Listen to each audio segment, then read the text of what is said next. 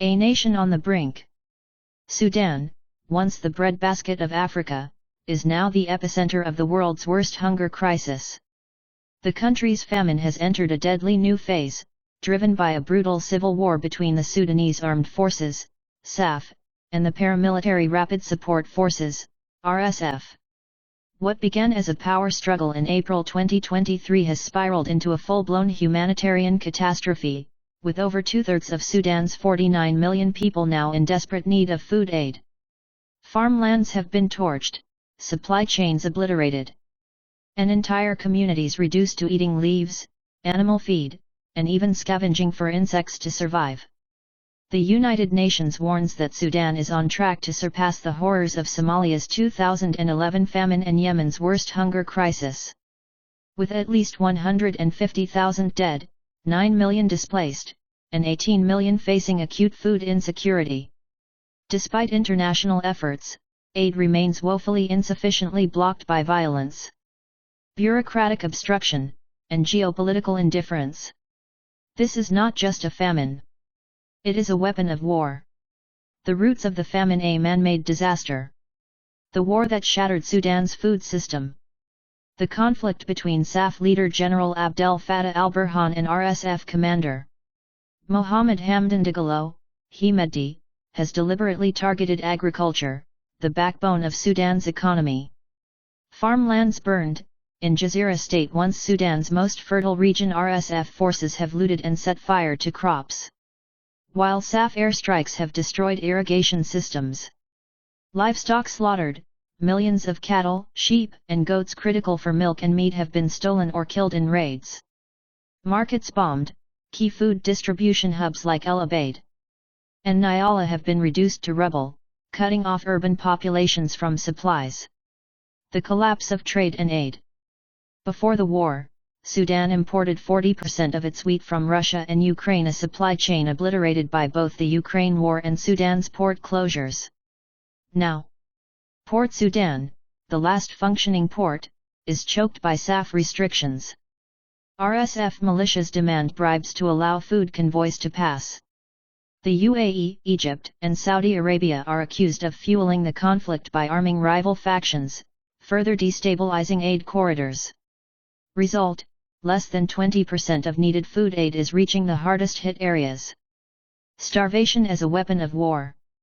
Siege tactics and blockaded cities. The RSF has adopted medieval-style siege warfare, encircling cities like El Fasher and cutting off food, water, and medicine. El Fasher's last hospital, only one facility remains operational, with doctors reporting children dying of malnutrition at a rate of 1 every 2 hours. Cannibalism reports, unverified but mounting.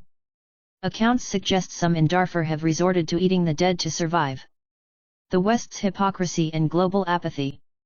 While the world focuses on Gaza and Ukraine, Sudan's famine has been met with staggering neglect. UN's $2.7 billion aid appeal is only 16% funded. US and EU sanctions on both SAF and RSF have frozen critical financial channels, making it harder for NGOs to operate. China and Russia have blocked stronger UN Security Council action, protecting their regional allies. The bitter truth? Sudan's famine is politically inconvenient. The scramble for survival. Eating poisoned seeds and animal feed.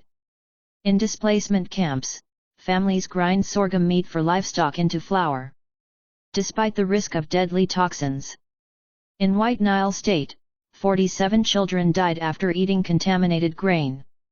In Khartoum, reports emerge of people boiling shoe leather for broth.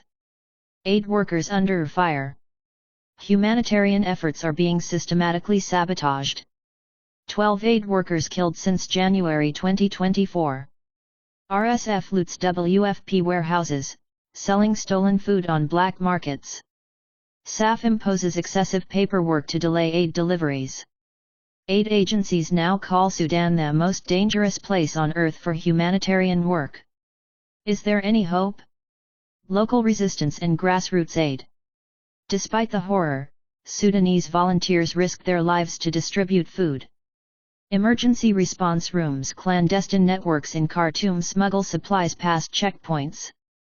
Darfur's women-led groups forage for wild fruits and share meager stocks with orphans. The looming regional disaster.